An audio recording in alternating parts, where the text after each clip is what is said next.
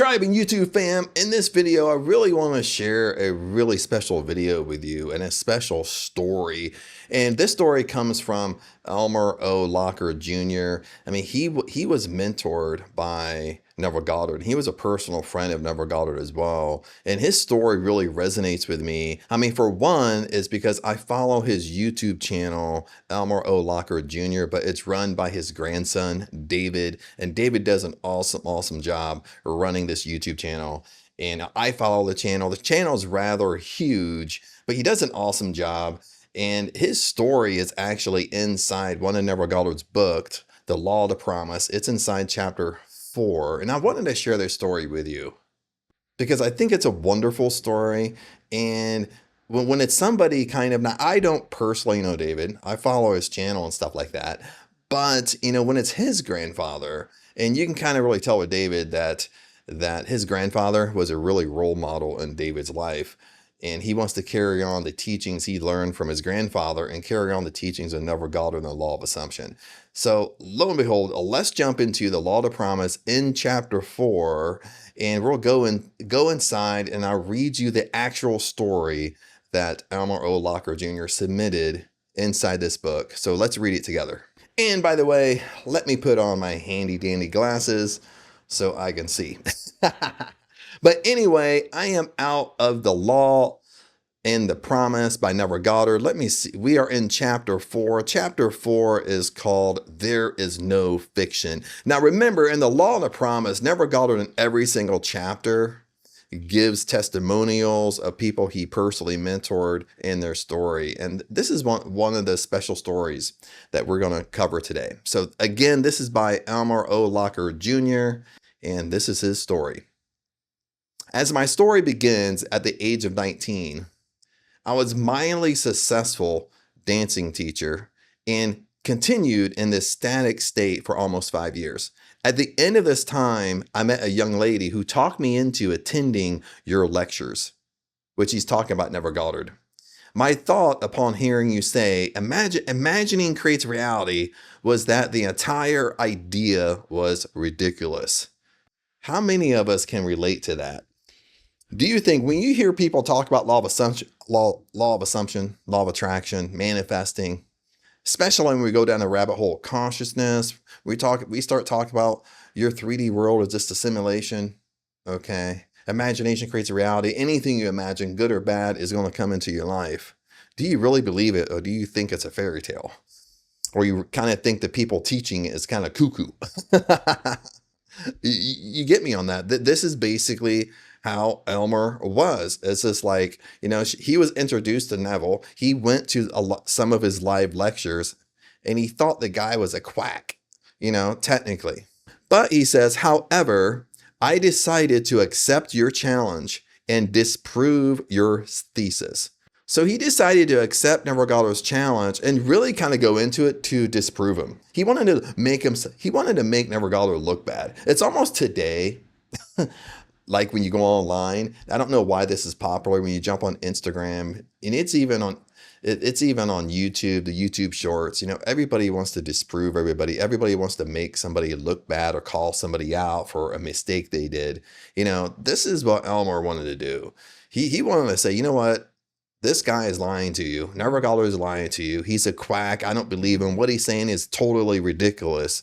So I'm going to accept his challenge. I'm going to do what he tells me just to disprove, and I can prove to everybody, including myself, that imagination doesn't create reality. So to continue on, he says, however, I decided to accept your challenge and disprove your thesis. I bought your book, Out of This World, and I read it many, many times. Still unconvinced, I set myself a rather ambitious goal. Okay, now when he means ambitious, what he means is that he set a goal so high, it would be ridiculous for him to achieve it. So he set something so high that he probably knew he wasn't going to achieve it just so he can disprove Neville Goddard. You understand? My present position was as an instructor with the Arthur Murray Dance Studio. And my goal was to own a franchise and be a boss of an Arthur Murray dance studio myself. This seemed the most unlikely thing in the world, as franchises were extremely difficult to secure. But on top of this fact, I was completely without the necessary funds to begin such an operation. So listen to this. Elmer, he sets his huge goal. Now, this is huge. This is something that he thinks that he's flipping going to disprove Neville Goddard. He's really going to disprove imagination doesn't create reality, because I'm going to set a goal so flipping big, it's not going to come true, baby. So during that time, now he doesn't put the year here, but during that time, he says franchises are really, really hard to own. Even during now, today, it might be a little bit easier to get a franchise, get a loan, as long as you get to have a good credit, stuff like that. But back then, you probably had to come in with some cash, way more than you do today. So I 100% believe that, franchises, they were probably far from a few, and they're so difficult to own, because you pretty much had to be wealthy to actually own a franchise back in this day. And on top of this, he said it's definitely hard to own a franchise. Plus, he had no flipping money at all to even put down or own a franchise, or maybe even pay cash for one. And to continue, he says, nevertheless, I assumed the feeling of my wish fulfilled night after night in my imagination. I went to sleep managing my own studio. And right here, let me change the color here, because I highlighted this all in yellow just so it was easy to find. But I really want to talk about this right here. Okay, how he said that no matter what you thought, he's going to prove Neville Goddard wrong. Night after night, he created this imaginal scene, and he went inside his imagination as he went to bed and drifted off to sleep. But the important thing I want you to understand here, what Elmer O was doing, listen to what he said. I went to sleep managing my studio. Okay, he went straight to the end. He already has his studio. He's managing it. Okay, now this is the main mistake that a lot of us are doing. Is we want our dream car, our dream house, no matter what it is that we want. The whole key is we got to go straight to the end. You already have it today, right now. It's not about the how you got it. Okay, this is why I'm pointing this out, because Elmer, listen, he said again, I went to sleep managing my own studio. He already has his franchise. He already has it. Okay, he didn't go into imagination saying, how did I come up with the money? Okay, see, this is the thing I want to point out with you guys, is most of you are going inside your imagination, but you're not going straight to the end. Most of you are going inside your imagination and you're trying to figure out the how. Okay, how did I afford the down payment of my dream house? Okay, how did I find my real estate person? And this is what you're imagining.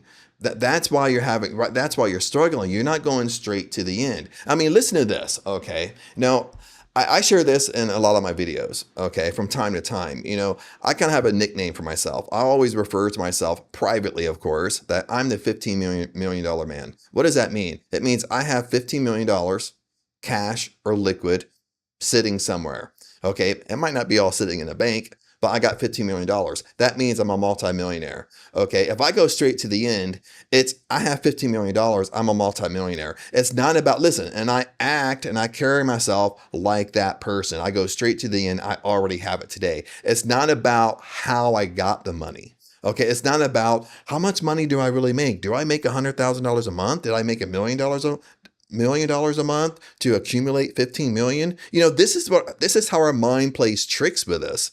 Okay, but with Neville, with living the end, dwelling in the end, if you go straight to the end, you already have it, and you design it in your imagination how you would actually live. Okay, this is what Elmer was doing, and I know I'm being so wordy with you right now. Let's continue on. But he said, to an amazing fact, he said 3 weeks later, a friend called me from Reno, Nevada. He had the Murray studio there and said it was too much for him to cope with alone. He offered me a partnership, and I was delighted. So delighted, in fact, that I hastened to Reno on borrowed money and promptly forgot all about you and your story of imagination. Listen to this. It came true. He sought to disprove Neville Goddard, and he actually got what he wanted. And he uses his word hastened. Okay, that's just an old-fashioned word. That just means that he was in a hurry. He was excited. Okay, he's going to run there. He's going to get there no matter any means necessary. He was getting there. And he said he borrowed some money from people, and that's how he got there. Okay, but the story doesn't end there. Let's continue on. He continues, my partner and I worked hard and were very successful, but year after year, I was still not satisfied. I wanted more. I began thinking of ways and means to get another studio. All my efforts failed. One night, as I retired, I was restless and I decided to read. I looked through my collection of books and I noticed your slender volume, Out of This World. I thought of the silly nonsense I had gone through 1 year ago before getting my own studio. And he puts in big words, getting my own studio. This is where he probably had an aha moment because he forgot all about Neville Goddard. He forgot all about he was challenging Neville Goddard. So he has this aha moment like, holy shit, like imagination does create reality. So let's continue on. So in big, bold words, he's like, getting my own studio. The words in my mind electrified me. I reread the book that night, and later in my imagination, I heard my supervisor praise the good job we had done in Reno and suggested we would acquire a second studio as he had a second location ready for us if we desired to expand. I reenacted this imaginal scene nightly without fail. So now he's doing Imagination Creates Reality a second time because he already working in a franchise. Now he wants a second studio. He wants a second franchise.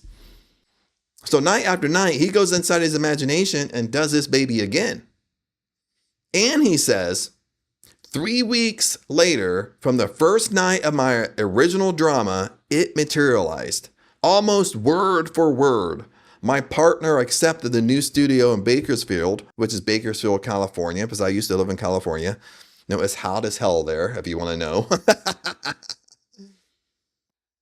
So the new studio was in Bakersfield, and I had the Reno studio alone. Now I was convinced of the truth of your teaching, and never again will I forget. Now I wanted to share this wonderful knowledge of imaginal power with my staff. So imagine Elmer. So he's totally convinced. It's worked twice. Okay, so the second time, he's totally convinced. You know what? Neville Goddard is not a quack. Imagination does create reality. What I imagine, anything I imagine has to come into my reality. So now he's so excited. He wants to share this information with his staff because he has his own studio. Really quick here, friends. Do you want a challenge that's going to make every dream of yours come true? You see, my friends, the issue is when you start trying to live life on your terms, you're doing everything right. See, that's the problem. That's how you feel. You're trying your hardest, but nothing is changing. Now, in the challenge, there's no fluff, there's no hype. It's just real transformation delivered daily. We are going to the core. We are going to the root cause why things are not working for you. All you got to do is go to the description, click see more. Everything will pop up and you will see the 30-day breakthrough challenge. Click the link and it will take you right over to that. So now this is where this paragraph is going. Now I wanted to share this knowledge. Wonderful knowledge, all of imaginal power with my staff. I tried to tell them of the marvels they could accomplish, but I was unable to reach many, although one fantastic incident resulted from my efforts to tell this story. A young teacher told me he believed my story, but said it would have probably happened anyway in time.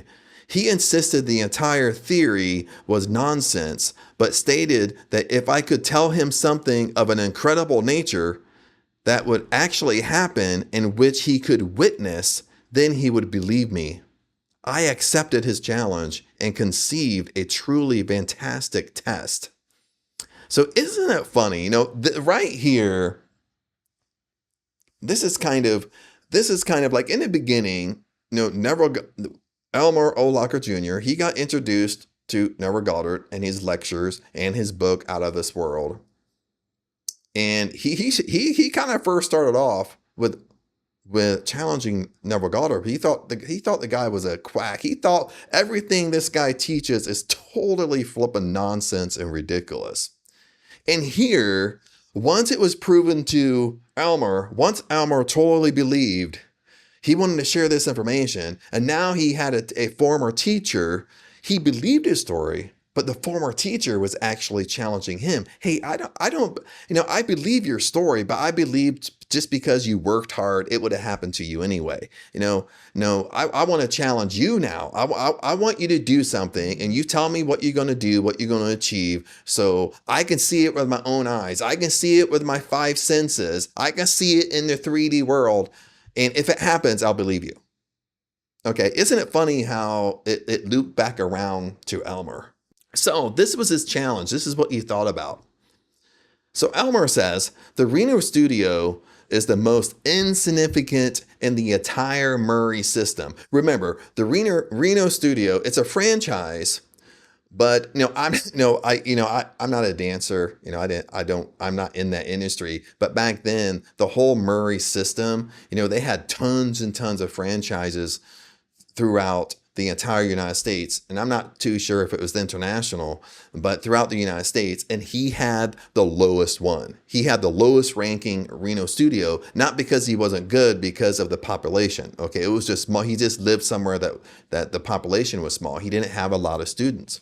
So that's why he says the Reno studio is the most insignificant in the entire Murray system because of the small population count in the city itself. There are over 300, listen, there are over 300 Murray studios in the country with much larger populations, therefore providing greater possibilities to draw from.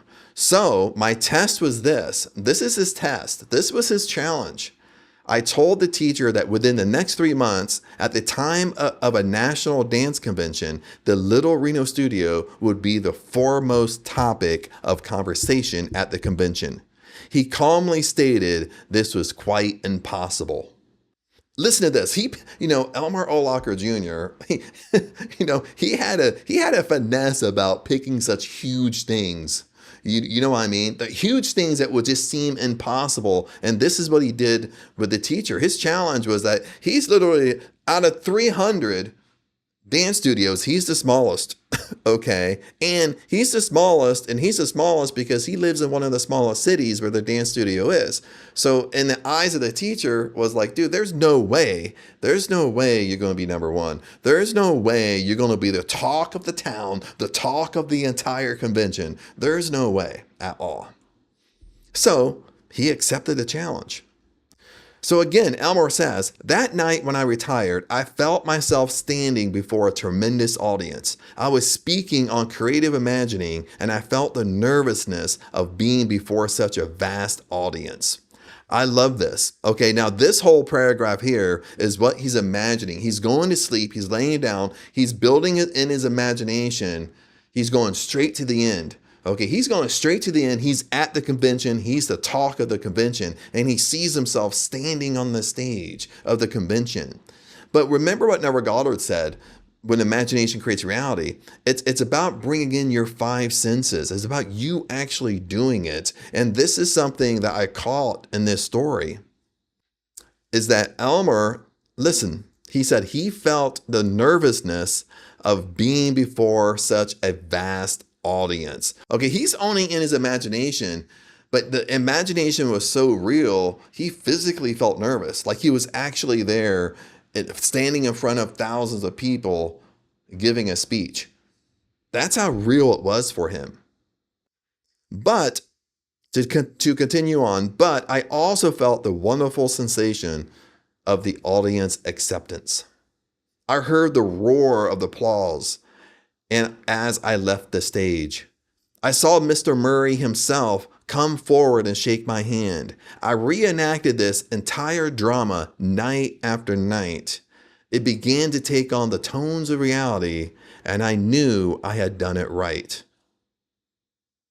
Okay. I misread that a little bit, and I knew I had done it again. Okay, but I want you to kind of walk away with this. I want you to think that he's really bringing in his five senses when he's going inside his imagination. He's really experiencing it. He's experiencing nervousness. He's experiencing that the audience accepted him, accepted his speech. He could hear the crowd roar and applause after he gave his speech. Okay, he could feel the goosebumps after hearing the crowd cheering for him. You understand what I'm saying? Okay, and then in his imagination, he could see Mr. Murray himself. Now, Mr. Murray is the one who owned all these franchises. Okay, Mr. Murray himself came on the stage, walked towards him, and shook his hand. Now, with his five senses, he could feel the handshake. He could feel the conversation. He's having the conversation between Mr. Murray and himself. He's actually doing it inside his imagination. Okay.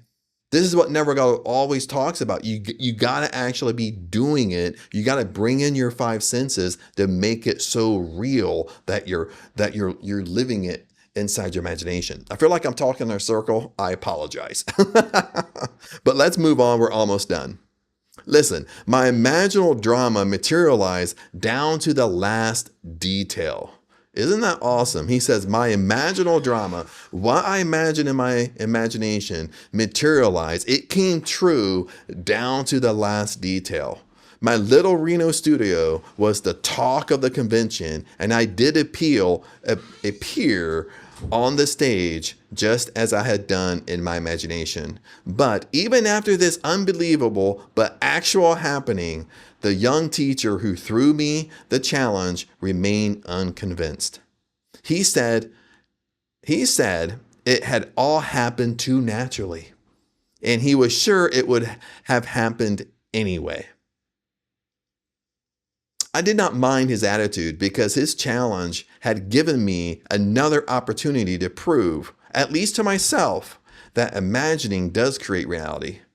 From that time on, I continued with my ambition to own the largest Arthur Murray dance studio in the world. Night after night in my imagination, I heard myself accepting a studio franchise for a great city.